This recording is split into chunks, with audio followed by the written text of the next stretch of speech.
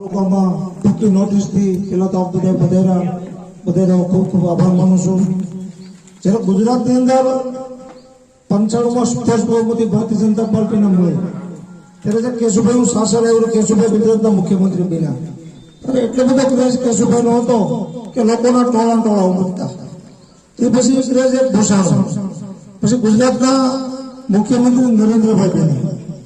નરેન્દ્રભાઈ મુખ્યમંત્રી બન્યા ત્યારે એવો બધો ક્રેઝ હતો કે લોકોના ટોળા ઉમટતા. આવો ક્રેઝ આપણે 10 મહિના પહેલા મળ્યો છે કે ગોપાલભાઈ જે ઇટાલિયા છે ગમે જાય ગમે રોડ ઉપર ઉભા રહે. અમને આપણે શક્તિસિંહ બાપુ એમના ભત્રીજાનું જે એના ધર્મપત્નીનું જે અવસાન થયું હતું ત્યારે અમે ત્યાં ખોટ કહી જતા રોડ ઉપર અમે ખાલી ઉભા રહ્યા ને આ જુનાગઢની ગૌરવશ્રીની ગાડીઓ વાળા ઉભા રહીને ગોપાલભાઈ મળવા આવતા હતા. આ દ્રશ્ય મેં નજરે જોયું. ગુજરાતમાં જો કોઈ ક્રેઝ હોય ને લોકશાહીનો એ ગોપાલભાઈનો છે. આપણે વિશે ઉપસ્થિત વિશાખાપટ્ટનમ ધારાસભ્ય ગોપાલભાઈ, અમારા જિલ્લાના પ્રમુખ પ્રમુખભાઈ નિકુંજભાઈ, મહામંત્રી હિરેન વેરડિયા, તાલુકાના પ્રમુખભાઈ ભાવેશ, અમારા આમાપુર બેઠકમાં ચૂંટાયેલા જિલ્લા પંચાયતના સભ્યભાઈ વનરાજભાઈ અને અમારા બહુ થોડી મધ્ય અમારા આવ્યા એવા ભાઈ પારસભાઈ, સોશિતાના મમ્મી ખાલી 60 મધ્ય આવ્યા છે.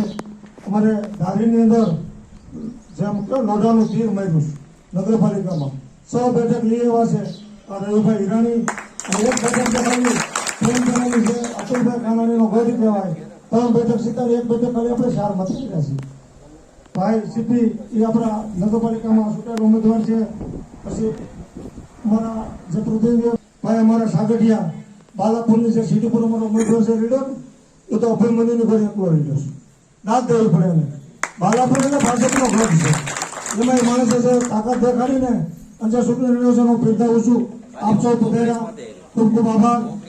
ચૂંટણીમાં માહોલ આપણો સારો હોય છે, લોકોને મત આપવા હોય છે, છતાં આપણે હારો પણ થાય છે.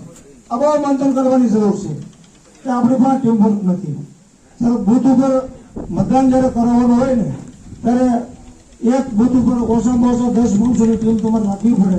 એ 10 માણસો એ મતદારો છે, કોણ બાકી છે, કોણ મતદાનથી વંચિત રહ્યું છે, એને હારવા માટે સ્પેશિયલ માણસો રાખવા પડે. ત્યારે આપણે બૂથ જીતશું. ત્યારે કે આપણે ગમે એટલો માહોલ બનાવીશું, ગમે એટલા ભાષણ કરીશું, આપણી જીત નહીં થાય. હું 4:30 વાગે માણેકવાડા જોતો. માણેકવાડામાં ત્યારે ખાલી 300 મત પડ્યા હતા. ડકુની હાથો ડકુ આવી જતો. આખી ટીમ તૈયાર થઈ, રમેશભાઈ, વિપુલભાઈ, માણેકવાડાની ટીમ એને જે તાકાત લગાડી અને 1 કલાકમાં છે 1.5 કલાકમાં છે મતદાન માણેકવાડાનું કર્યું ને એ નજરે જોયું. હું 6:15 વાગે ત્યાં બેઠો. આપણે જે સીટ જીતે ને એ જો મહેનત ન હોત તો એ કદાચ ડકુભાઈ ગાજીપુરા એ બેઠક આપણે હારી જાય.